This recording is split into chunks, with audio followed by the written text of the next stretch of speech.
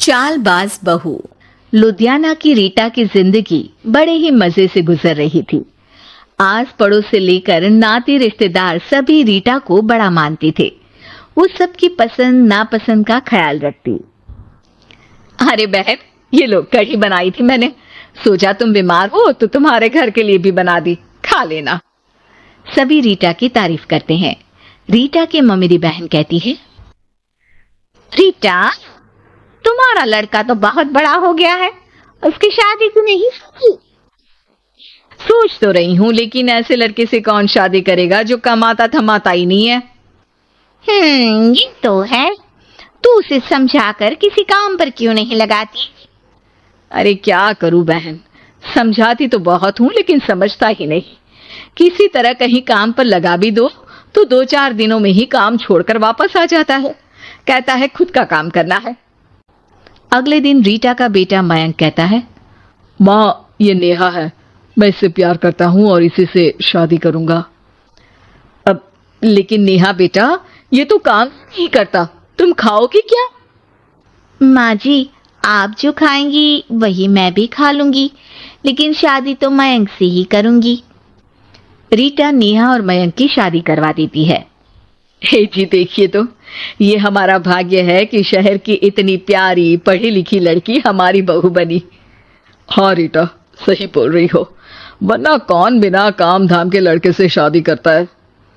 नेहा सारा दिन घर में रहती और सास को देख देख कर जलती कुड़ती रहती। अरे नेहा, तू तो बहुत लक्की है जो इतनी अच्छी सास मिली, माँ की तरह तेरा ख्याल रखती है। नेहा बिना मन के हंसकर निकल जाती है। आए दिन नेहा को उसकी सास की तारीफ सुनने को मिलती। मयंक, तुम्हारी मम्मी बहुत चालाक है, सबको सम्मोहित करके रखी हुई है। कोई मुझसे पूछे कितनी झूठी औरत है तुम्हारी माँ। अच्छा, कैसी, क्या झूठ बोल रही थी? अरे जिसे देखो वो कहता है तुम किस्मत वाली हो कि अच्छी सास मिली। क्या तुम लोग किस्मत वाले नहीं हो जो मैं मिली तुम लोगों को? अरे लेकिन यार, तुम्हें तो कोई जानता नहीं ना, तुम्हें तो लोगों को समझाना पड़ेगा कि तुम भी उतनी ही अच्छी हो जितनी की माँ है। उतनी? ना जी ना, मैं तो उनसे कहीं ज्यादा समझदार और गुणी हूँ। नेहा अपनी माँ को फोन कर सारी बात बताती है। अरे देख, तुझे सबके सामने अपनी सास को गलत साबित करना होगा। अगले दिन नेहा हाथ में टूथपेस्ट लगाकर घर के बाहर खड़ी होती है कि पड़ोसन उससे पूछती है, अरे नेहा बेटा, क्या हो गया?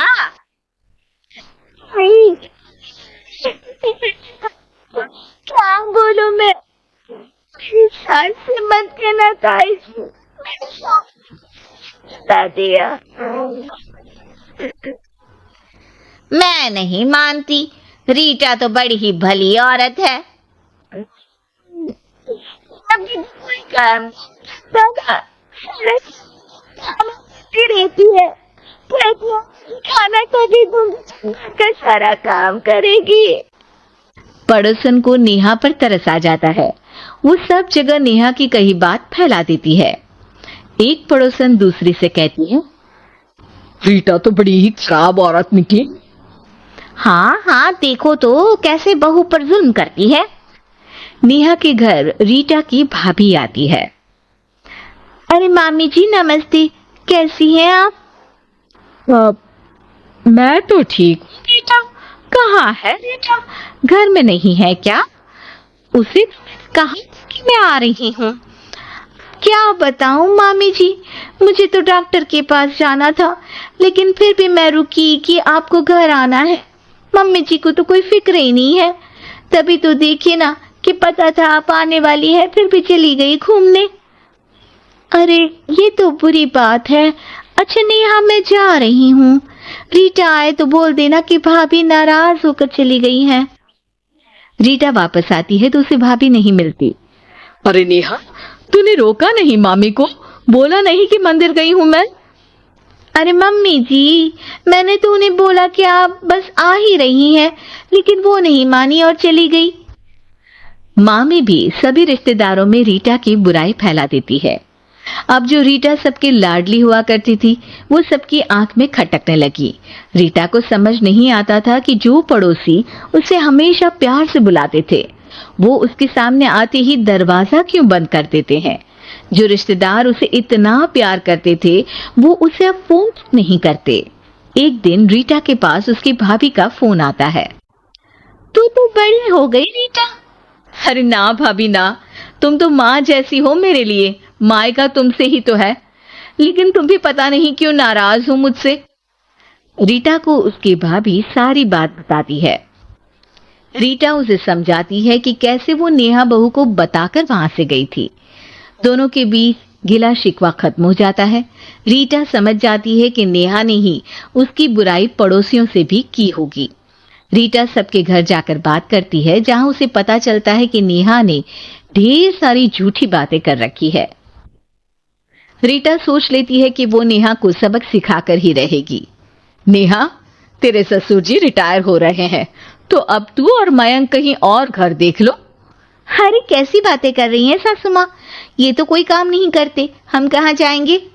तभी वो पड़ोसन आ जाती है। अरे नेहा, अच्छा ही तो है, तेरी ऐसी सास से छुटकारा मिल रहा है जो तुझे बात बात पर जला देती थी ना।